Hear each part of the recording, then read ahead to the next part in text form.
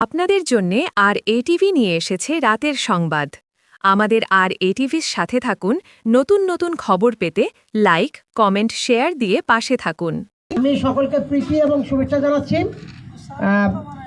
আপনারা জানেন যে তো আপনাদের কাছে অনুরোধ হলো যে আরিফ আপনাদের জন্য রুটির ব্যবস্থা করেছে, হাসির ব্যবস্থা করেছে, এরপরে আবার মিরাজ ভাই সৌজন্যে মিষ্টি, এরপরে আবার 7 আপ রয়েছে।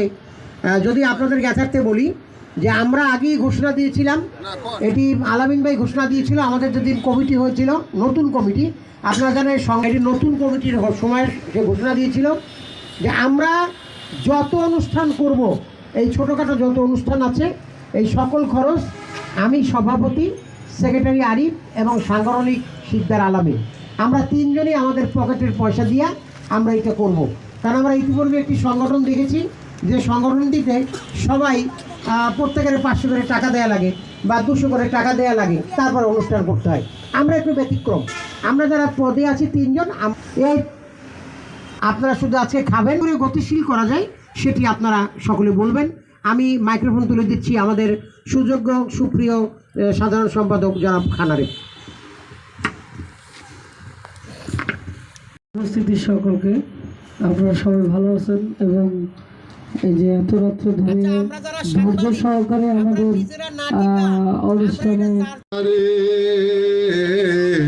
রইব না আর বেশি দিন তোদের মাঝারে। আমাদের এই প্রেস ক্লাব খোলার পরে কিন্তু প্রায় 3-4 বছর আগে কিন্তু কিন্তু সেদিনকার আমরা একটা মিটিং দেওয়ার পর কিন্তু অনেকেই কিন্তু এটা নিয়ে কিন্তু আলোচনাও করেছে বরিশালে, কিন্তু আসলে প্রেস ক্লাবটা যদি ছিল কোথায়, কিন্তু আমরা কিন্তু আসলে আত্মপ্রকাশ করি নাই। সেদিকে একটু মাত্র একটু আমরা চায়ের আড্ডা দিচ্ছি, তাতেই অনেকে মাথায় ঢুকে গেছে অলরেডি, বলতে কী না কি।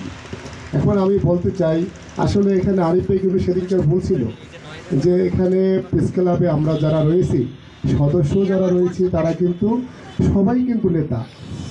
এখানে কিন্তু আমি সাংগঠনিক সম্পাদক, একজনের সেক্রেটারি, একজনের সভাপতি, সেটা কিন্তু আমরা মনে কিন্তু করব না। এখানে সবাই নেতা।